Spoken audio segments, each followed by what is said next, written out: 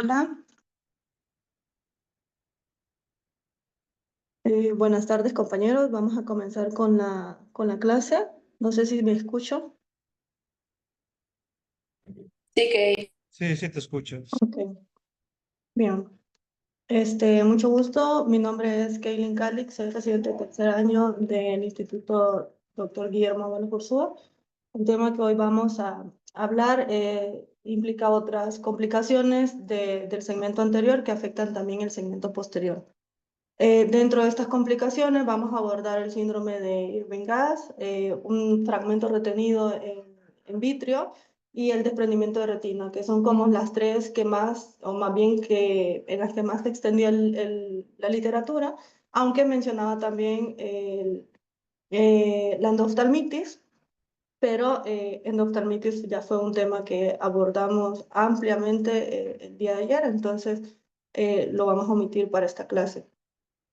Vamos a comenzar con el síndrome de Irving-Gass. El síndrome como tal de Irving-Gass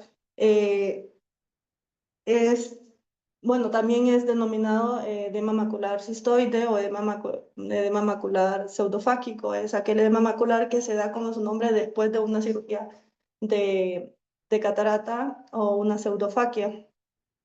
Fue descrito por primera vez en 1953 por el doctor Irving, quien solo dio como los parámetros de la enfermedad, de cómo se manifestaba y demás. Y fue hasta un tiempo después donde el doctor Gass ya empezó a comentar acerca de cómo se miraban o qué hallazgos podíamos encontrar en la fluorangiografía en esta condición. Así es como pues recibe este nombre, síndrome de Irving-Gass, debido a estos dos médicos. La incidencia de esta afectación pues es bastante grande en el sentido de que es una de las complicaciones postquirúrgicas más frecuentes. Sin embargo, se puede clasificar como de dos formas, ¿ok? Como el Irving-Gass clínicamente significativo y el Irving-Gass que es diagnosticado a través de solo OCT o fluorangiografía. Y en este sentido su incidencia varía. Aquel Irving-Gass que es diagnosticado por la clínica que representa o que presenta síntomas pues, en el paciente, tiene una incidencia de 0,1 a 11%. Sin embargo, el Irving-Gass que no presenta clínica y que pasa desapercibido tanto por el médico como por el paciente y que es diagnosticado únicamente a través de un OCT o de la fluorangiografía, constituye el 30 al 41% de los casos.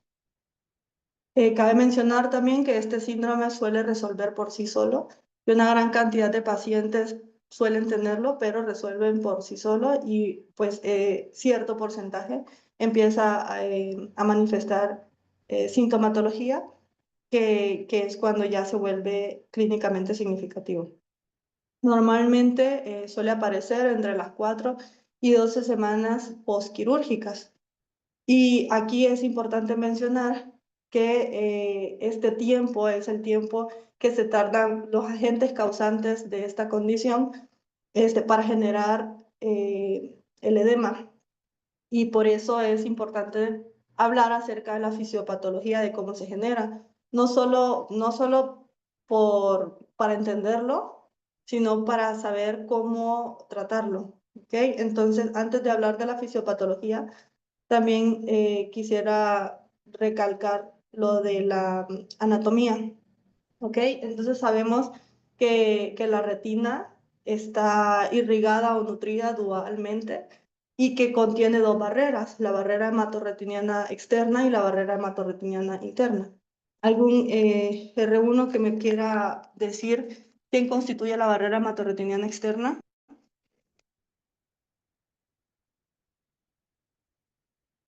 Edwin.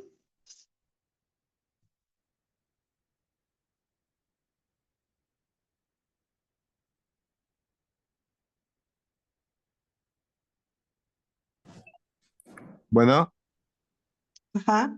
hola Edwin, ¿quién doctora. constituye La la barrera barrera hematorretiniana? hematorretiniana externa es el EPR y la membrana de Bruch. Ajá, muy bien. Y la barrera hematorretiniana interna, Vero.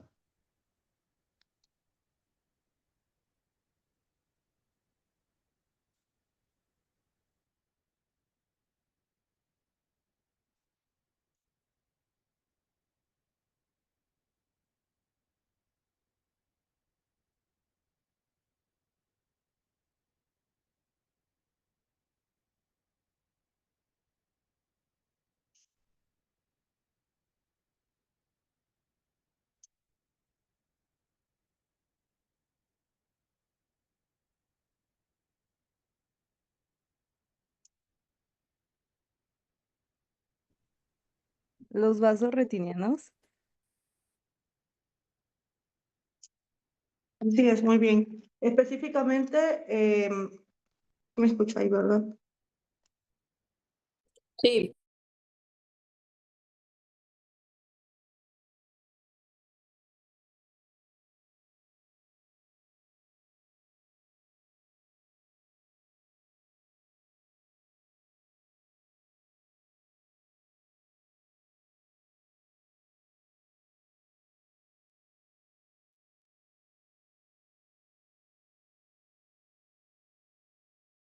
Hola, sí, perdón, hubo un error de conexión. Sí, así es.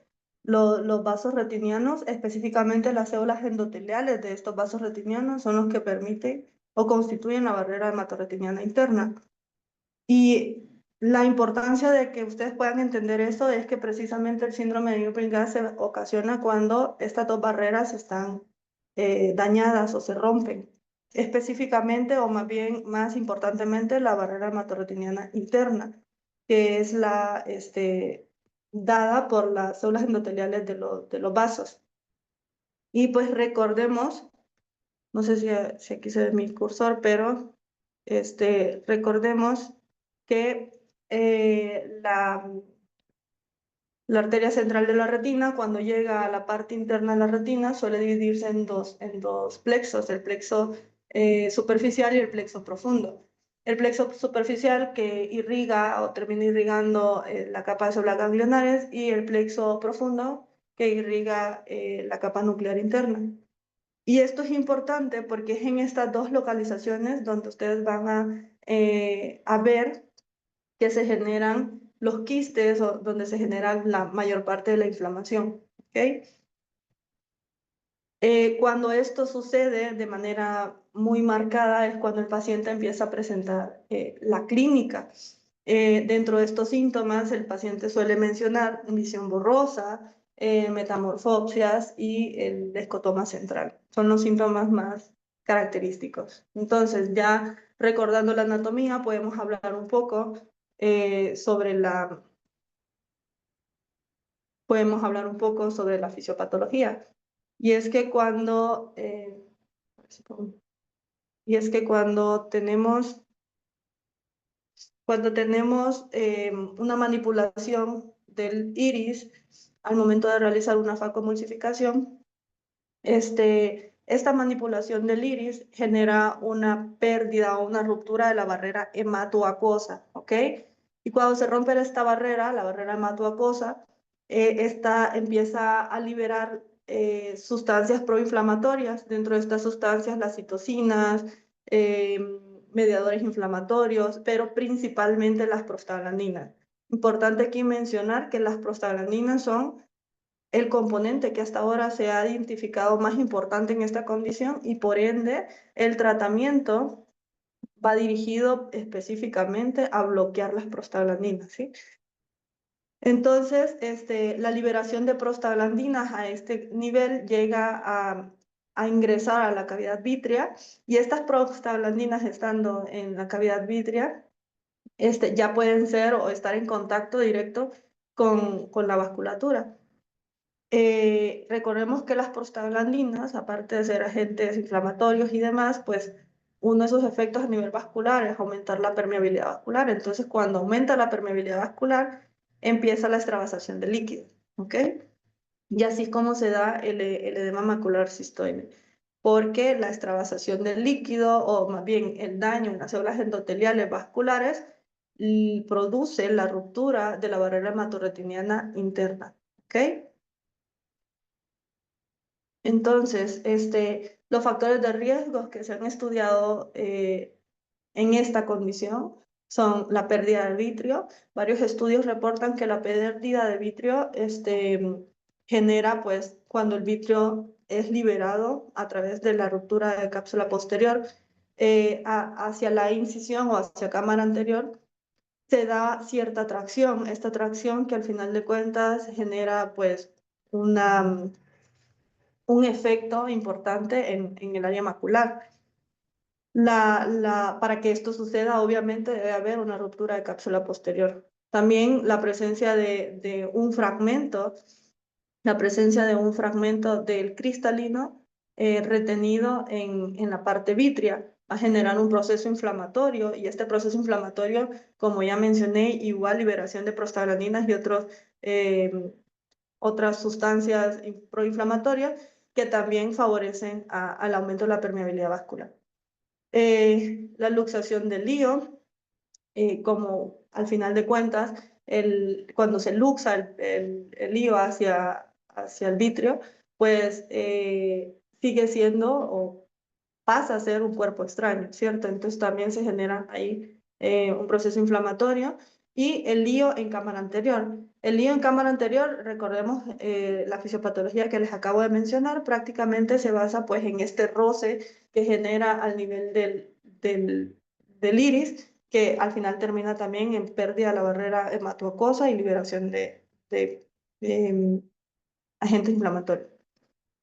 También menciona diabetes mellitus, membrana epirretiniana y uveitis. Y en estas tres quiero hacer énfasis, más que todo porque son tres condiciones que podemos observar o que podemos saber que el paciente tiene previo a la cirugía. Entonces, parte de esto ya corresponde a la evaluación prequirúrgica.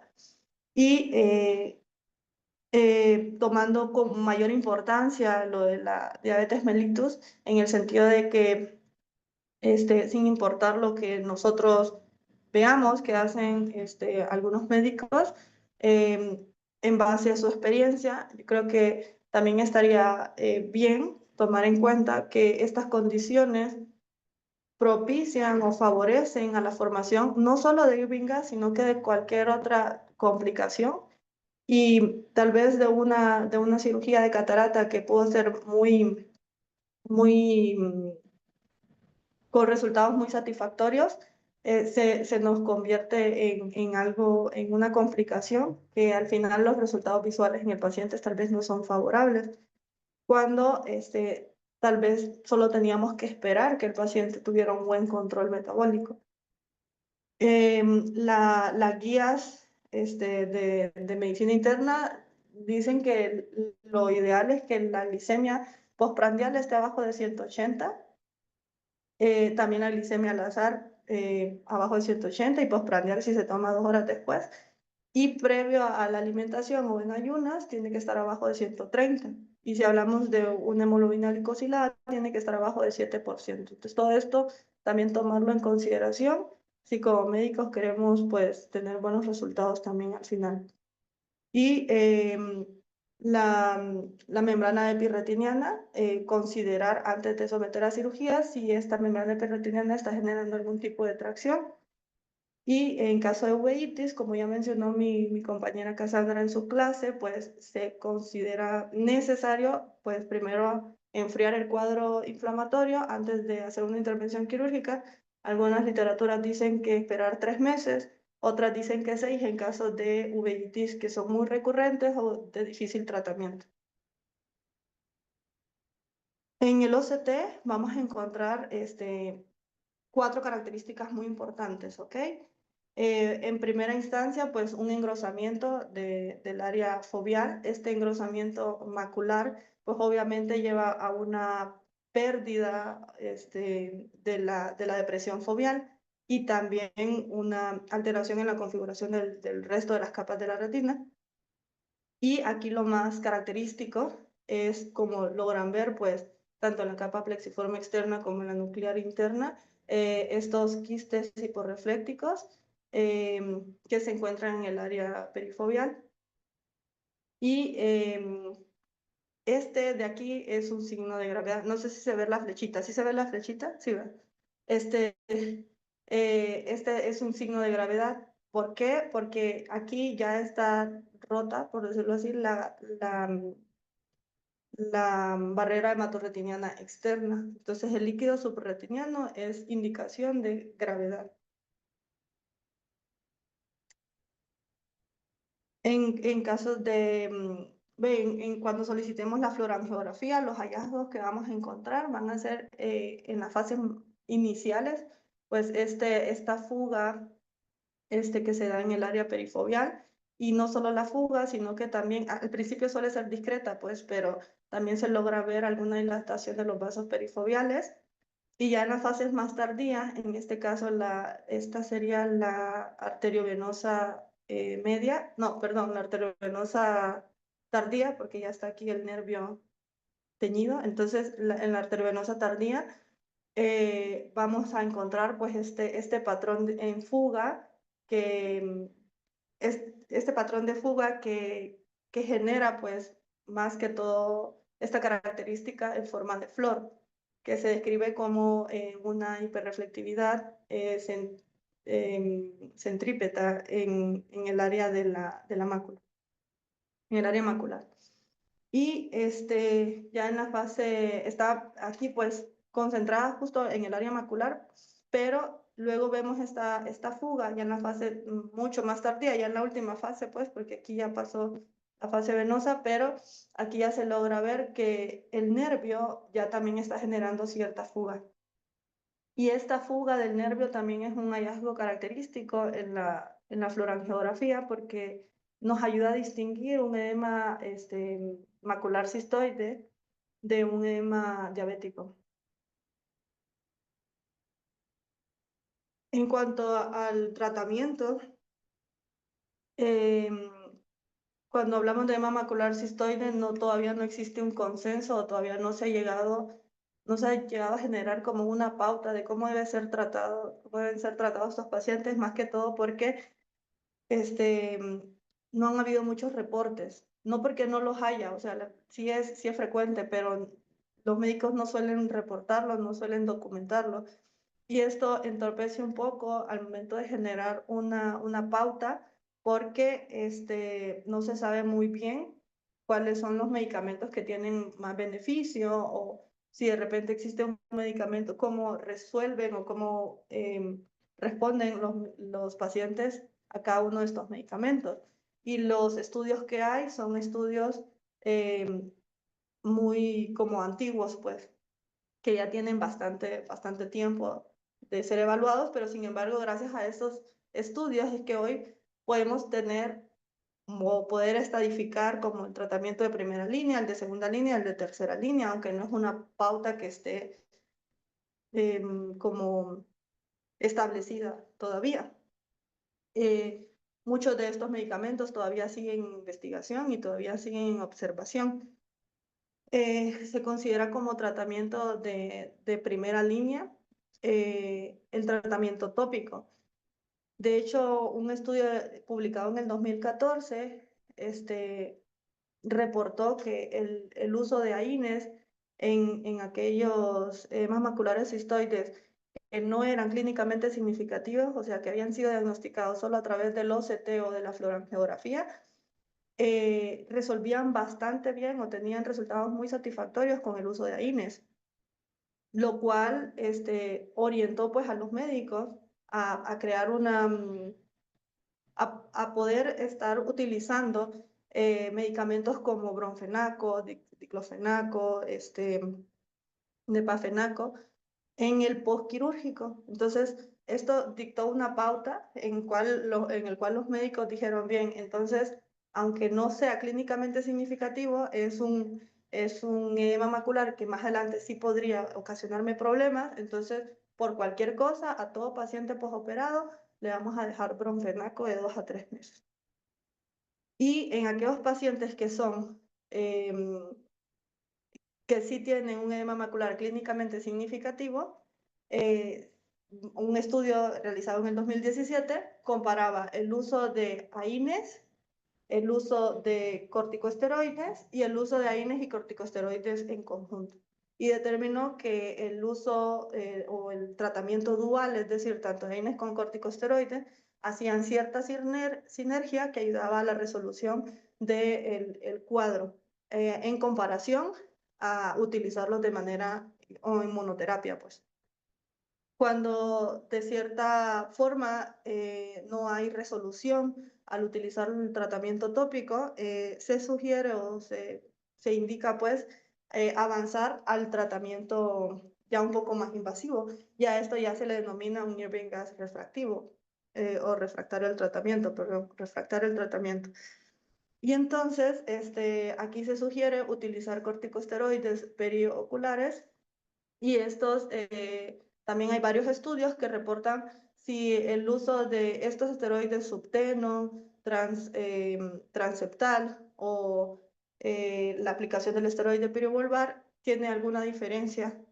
O sea, si la aplicación, las diferentes aplicaciones dan una respuesta diferente y en realidad no, ¿ok? Ninguno de los estudios reportó que existiera alguna diferencia en utilizarlos de una u otra manera. También está como alternativa el utilizar esteroides intravítreos o la aplicación de implantes de dexametasona o implantes intravítreos de acetónido de fluocinolona. El más común es el implante intravítreo de dexametasona. Y también el uso de antiangiogénicos. Sabemos que los antiangiogénicos también disminuyen la permeabilidad vascular, ya que pues, el factor de crecimiento endotelial vascular se encarga de hacer eso, de aumentar la permeabilidad vascular. Al inhibirlo, pues estamos resolviendo una de las principales causas, o más bien uno de los principales elementos que se ven involucrados en la etiopatogenia del Irving gas, pero no hay ningún estudio que sustente el uso del antiangiogénico sobre el uso de corticosteroides. Todavía eso está en estudio.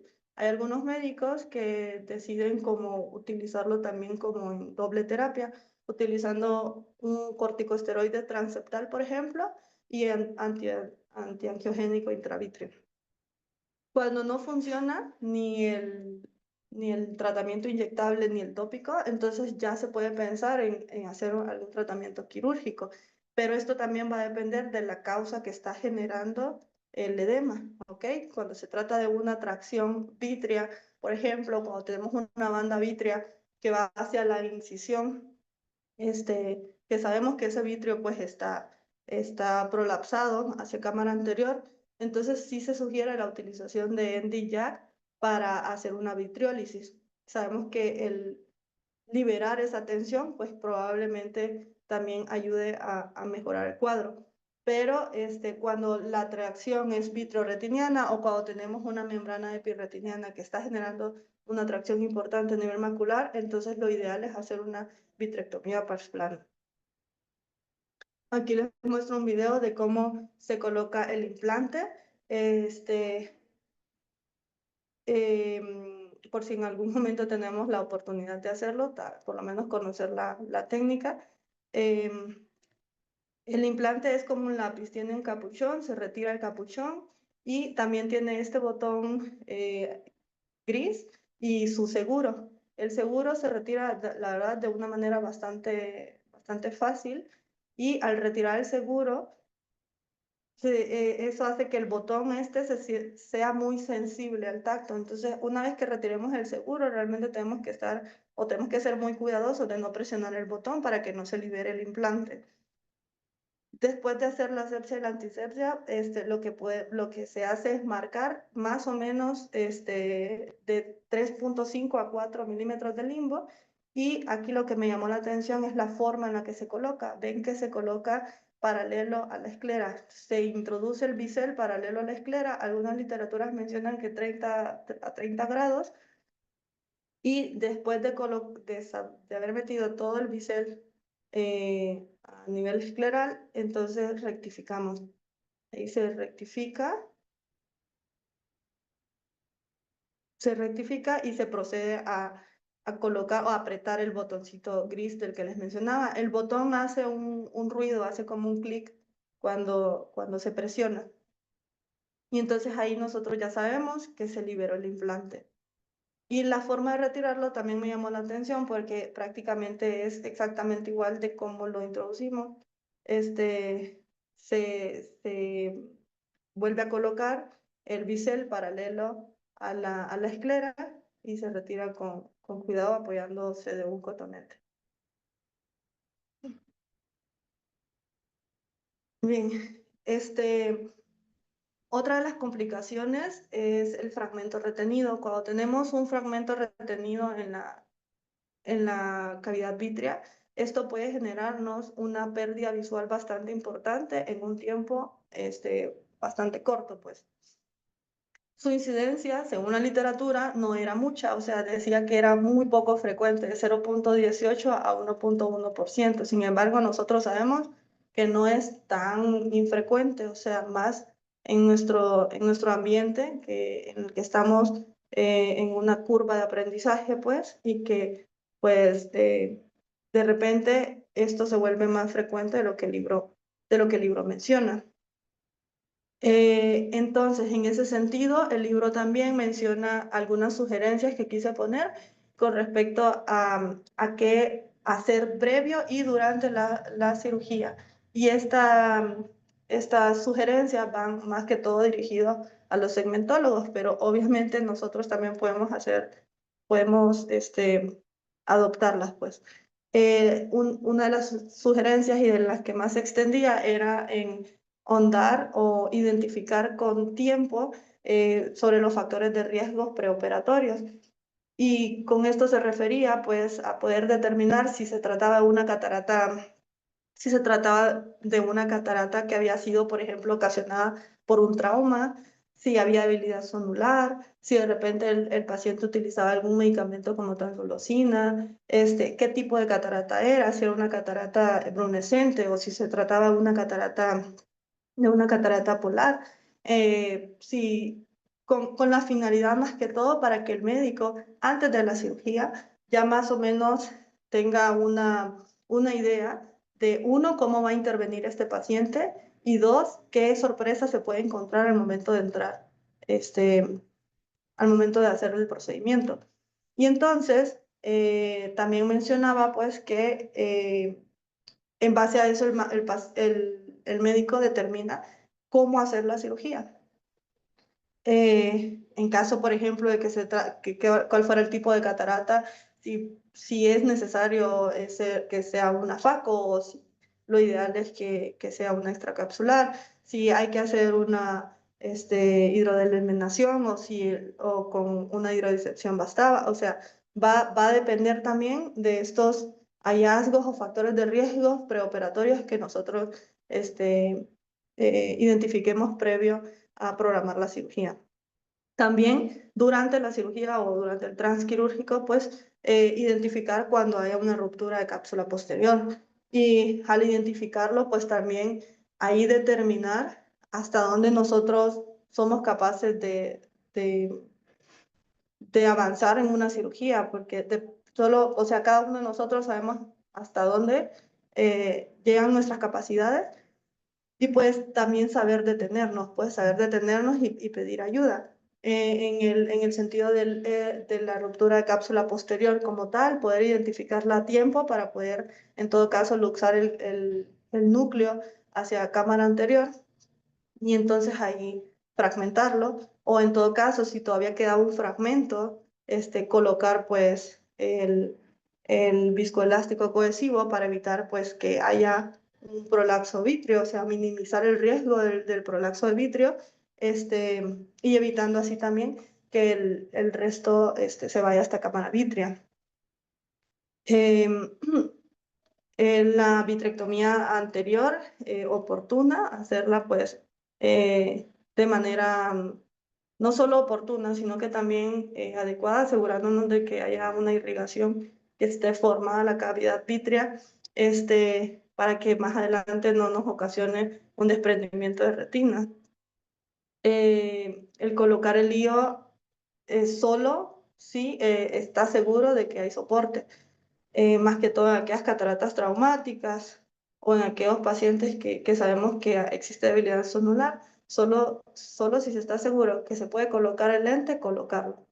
Y minimizar el edema corneal, más que todo cuando ya tenemos un fragmento, cuando ya se fue este fragmento y sabemos que es un fragmento pequeño, saber que hay que tratarlo con muchos esteroides y controlar la inflamación, porque si este fragmento no se reabsorbe, este paciente va a necesitar una segunda reintervención y vamos a necesitar que la córnea esté transparente. Entonces, también adelantarnos a eso.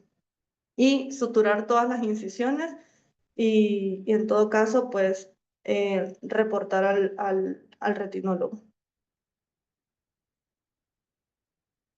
Bien, se menciona que para poder determinar qué conducta tomar cuando ya un resto se fue hacia el vitrio, se basan en varias cosas. O sea, el médico realmente tiene varias consideraciones y dentro de ellas está qué tan grande es el fragmento que se fue.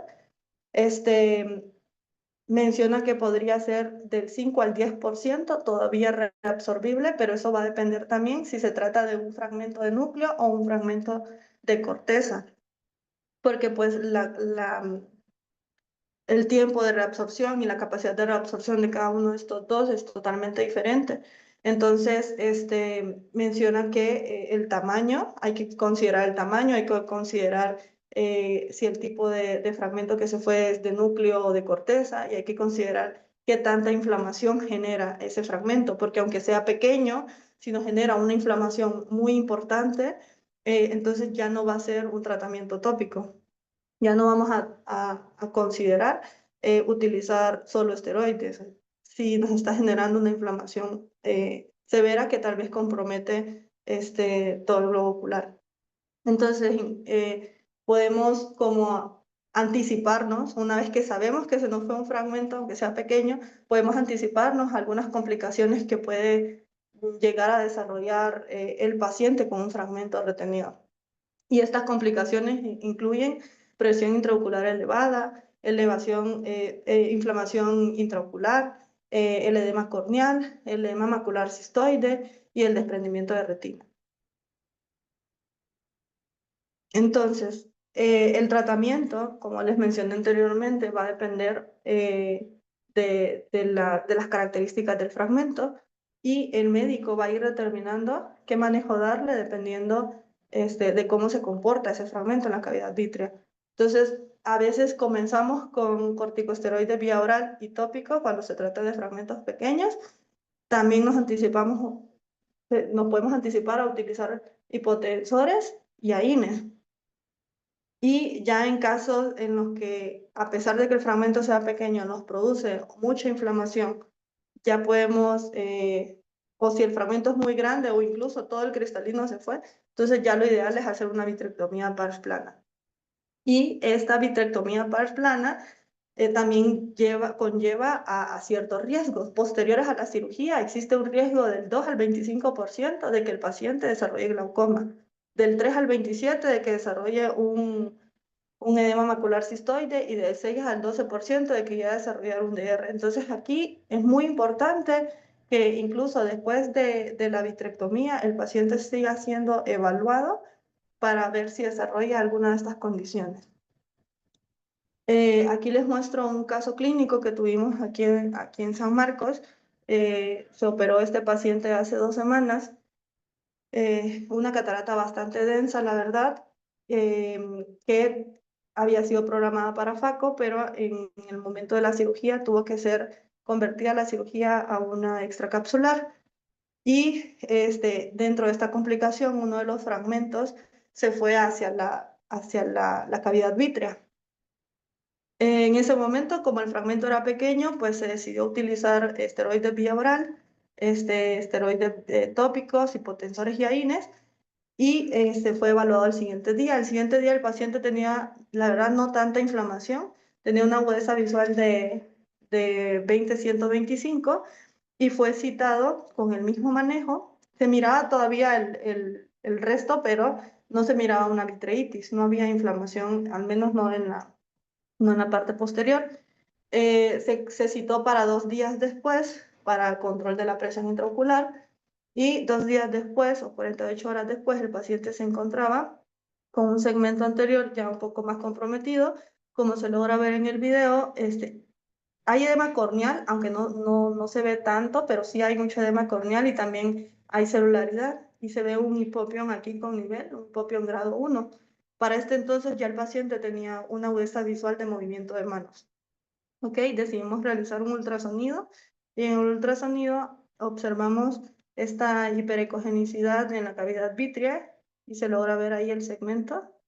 Bueno, esta hiperecogenicidad correspondiente a la vitreitis y se logra ver ahí el fragmento en la cavidad vítrea. Este paciente fue referido, que mis compañeros de la capital lo vieron, pero fue referido para vitrectomía y lo evaluamos el día lunes, 4 días después de su vitrectomía, 5 días después de su vitrectomía. Y estaba viendo 20-100, que mejoraba 20-40, obviamente con inflamación, por la eventualidad quirúrgica, por el proceso quirúrgico que pasó, pero con un mejor pronóstico visual. Bien, el desprendimiento de retina ya es el tercero de las complicaciones que podríamos tener después de una FACO. Su incidencia es de 0.4 a 1% y incluso su incidencia puede aumentar, o más bien aumenta con el paso de los meses, o sea, unos meses después su incidencia es mayor. Los factores de riesgo que pueden llegar a determinar o a hacer que el paciente sea em, más, que tenga más probabilidades de desarrollar un DR es la longitud axial, una mayor longitud axial, aunque si bien es cierto, una miopía alta ya predispone a un desprendimiento de retina, también una miopía baja con estas degeneraciones retinianas periféricas o estas lesiones predisponentes, perdón, estas lesiones predisponentes también pueden generar un desprendimiento de retina, aunque el paciente no tenga una longitud axial o una miopía muy alta, aunque tenga la lesión predisponente, pues. Cuando se hace la extracción de catarata de manera intracapsular hay mayor probabilidad. También si existe la ruptura de cápsula posterior o pérdida de vitrio a través de esta ruptura y cuando se hace una vitrectomía anterior. Más que todo cuando hay tal vez no una adecuada irrigación y pues ahí se pierde la forma del globo ocular, hay mayor posibilidad de que se genere un desprendimiento de retina. Bien, el desprendimiento de retina, como ya sabemos, es una condición que se divide en traccional y no traccional. Y del traccional, en realidad del más frecuente es el reumatógeno. Entonces, el, el desprendimiento de retina reumatógeno va a generar, es el que va a generar un desprendimiento de retina en los casos pseudofáquicos. Más que todo porque se da un desprendimiento de vitrio posterior. Y este desprendimiento de vitrio posterior genera esta tracción que al final da como resultado un desgarro. Y pues varios estudios reportan que al menos el 75% de pacientes que fueron sometidos a una cirugía de FACO van a tener un desprendimiento de vitrio posterior. Entonces la probabilidad, si ya el paciente tiene una miopía alta o tiene una lesión predisponente, la probabilidad de un desgarro es mucho mayor. El desgarro que es generado precisamente por esta tracción vitrea que genera el desprendimiento de vitrio, al final de cuentas hace que este vitrio licuefacto entre a través del desgarro y pues termine de separar la retina. Pero si lo identificamos a tiempo, podríamos solo tratar el desgarro. O sea, si todavía el líquido no ha ingresado, si el vitrio licuefacto todavía no ha ingresado al desgarro como para desprender la retina, podemos solo tratar el desgarro sin necesidad de intervenir quirúrgicamente al paciente. Entonces, aquí yo puse dos signos clínicos para que me ayuden a ver.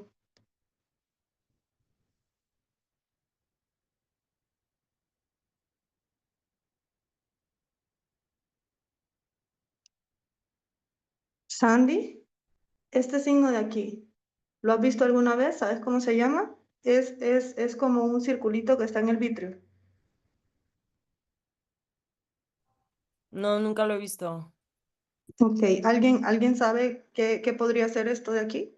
Es el anillo de Waze. Ajá, es el anillo de Waze y es sugestivo de qué cosa. Desprendimiento de vitro posterior, pero ya es Ajá, total. desprendimiento de vitrio posterior. Muy bien. Y también cuando tenemos un desprendimiento de retina aparece este signo. ¿Quién me puede decir cómo se llama este signo? De Schaffer. Muy bien, signo de Schaffer, que también recibe el nombre de, Humo de tabaco. No sé. muy bien, polvo de tabaco.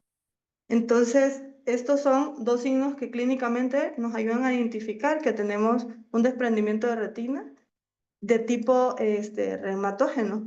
Específicamente el signo de Schaffer, pues se trata, ese pigmento, pues se trata del pigmento LPR que fue liberado a través del desgarro. Entonces, se logra ver así porque queda atrapado entre las fibras del vitrio. Cuando tenemos solo un desgarro sin desprendimiento de retina, lo ideal es hacer fotocoagulación en el área del desgarro. Se sugiere que por lo menos se pongan de 2 a 3 hileras, pero algunos médicos prefieren poner 4. Eso va a depender también de qué tan grande sea el desgarro. También se sugiere que se empiece a colocar las huellas de láser, pues, a menos de un diámetro de disco de la lesión y que sean muy cercanas, casi confluentes, un spot del otro. No es las mismas indicaciones que seguimos cuando damos una fotocoagulación para una retinopatía diabética, por ejemplo, porque aquí el objetivo es sellar, ¿ok? Evitar que a través de ese agujero el vitrio se meta y no nos produzca un desprendimiento. Entonces se utilizan parámetros diferentes en cuanto a la distancia entre cada spot. También en la quemadura también se utilizan niveles más altos y pues también la distancia de la lesión a los spots tiene que ser también estrecha. Y ya cuando tenemos un desprendimiento de retina, pues lo que se sugiere es que se utilicen cualquiera de estas tres técnicas quirúrgicas cuyo abordaje va a ser o va a depender, uno, de la localización del desprendimiento, de qué tanto involucro tenga, o sea, qué tan grande sea, si hay o no involucro macular, y pues en este caso podríamos utilizar retinopexia neumática. También podemos utilizar la vitrectomía paz plana con el endoláser, porque hay que sí o sí sellar el redma. Y en casos de desprendimientos de retina que son muy grandes o que ya fueron tratados y se volvió a desprender, se sugiere utilizar cerclaje. Esto es todo de la clase de hoy. No sé si alguien tiene alguna pregunta o alguna aportación. Bueno, Kelly, muchas gracias por su exposición.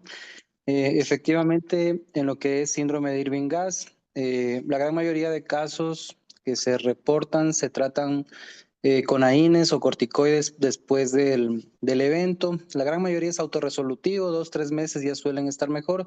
Si no mejoran, pues como tú lo dijiste, proceder a lo que son terapias con corticoides, sean perilesionales en la órbita, incluso conjuntivales, con dexametasona también se ha reportado que puede ayudar. Alguna vez leí un artículo acerca también de los inhibidores de anhidrasa carbónica, pero no estaba bien descrito el mecanismo fisiopatológico, cómo pueden interactuar, así como el de los antiangiogénicos, pero se pudiera dejar también la acetazolamida.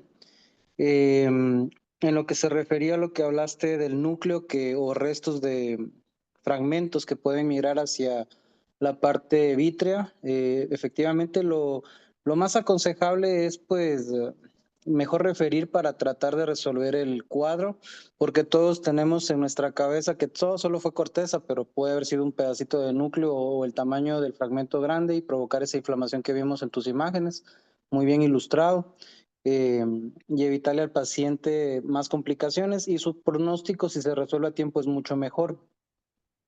Y en cuanto a lo que tú hablabas de los riesgos de desprendimiento de retina en estos pacientes con adelgazamientos o áreas de adelgazamiento, traten de que la huella del láser ya no sea gris como es en la retinopatía diabética, como dijiste, sino una huella más bien un poco blanca, porque realmente el objetivo es de sellar ese riesgo de ese agujerito para que no se vaya a desgarrar y vaya a hacer un desprendimiento. Y eso. No sé si alguno de los chicos quisiera se le aporte alguna inquietud que tenga.